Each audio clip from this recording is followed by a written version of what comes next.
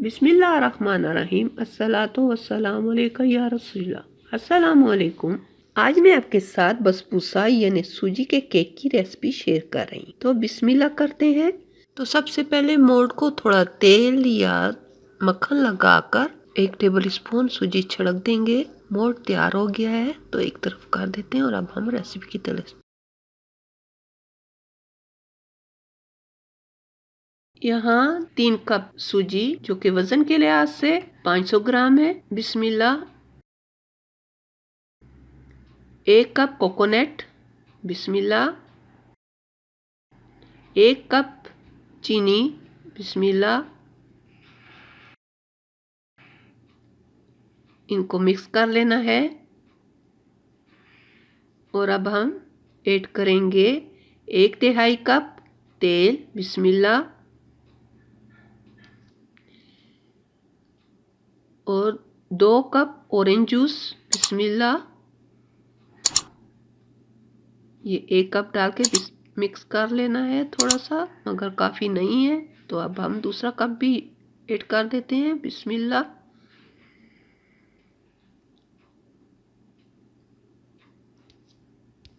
और साथ ही 2 teaspoon baking powder जो कि वज़न के लिहाज से 8 ग्राम है। और 1/4 टीस्पून बेकिंग सोडा। इन सबको अच्छी तरह मिक्स करके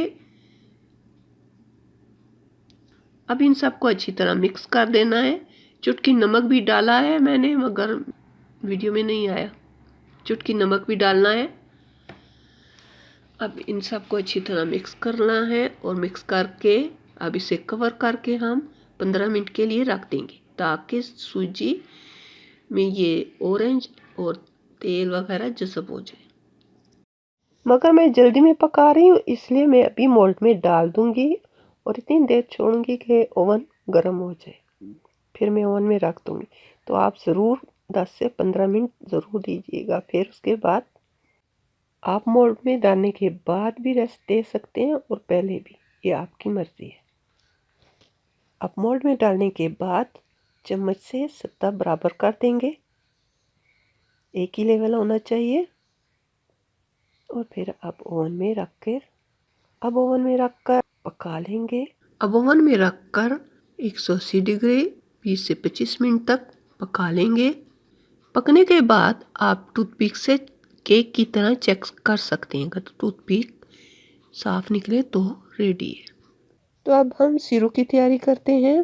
तो उसके लिए हम यहाँ 1 कप चीनी डाल दी और साथ ही 1.5 कप पानी।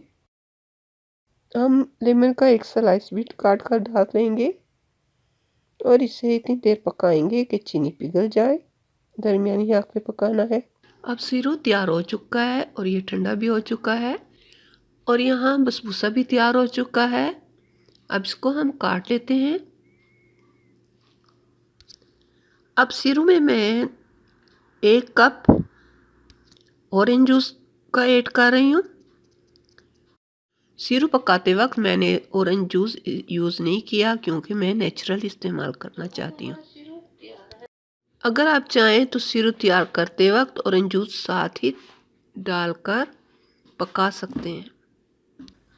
तो अब हम छन्नी से निकालते हुए सिरप को बसबूसा पे डाल देंगे और 15 मिनट के लिए ऐसे ही पड़ा रहने देंगे ताकि ये सिरप बसबूसा में जज़ब हो जाए। तो डेकोरेशन के लिए ऊपर हम कोकोनट फैलाकर डाल देंगे क्योंकि हमने अंदर भी कोकोनट डाला है तो ऊपर भी डाल देंगे। हम ऊपर लूज़ भी डाल सकते हैं, जो फ्रूट पसंद हो, जो ड्राई फ्रूट पसंद हो हम ऊपर डेकोरेशन के लिए डाल सकते हैं और सिंपल भी खा सकते हैं। साथ ही मेरे चैनल को लाइक करके अपनी फैमिली और फ्रेंड्स के साथ ज़रूर शेयर कीजिएगा। अगर आप मेरे चैनल पर पहली मर्तबा हैं तो सब्सक्राइब करके बेल आइकन को भी ज़रूर दबा दीजिएगा ताकि मेरी आइंदा की वीडियो की नोटिफिकेशन आप तक पहुंचती रहे। बहुत ही उम्दा, बहुत ही डिलीशियस रेसिपी है। आप भी ज़रूर सुबह के नाश्ते के लिए या शाम के नाश्ते के लिए या अपने मेहमानों के लिए ज़रूर तैयार कीजिएगा। बहुत ही बेस्ट, बहुत ही डिलीशियस तैयार हुआ है। और कमेंट में अपनी राय से भी ज़रूर आगाह कीजिएगा कि आपको मेरी रेसिपी कैसी लगी। अल्लाह ताला हम सब का हामी और नासिर रहे। अल्लाह हाफिज़।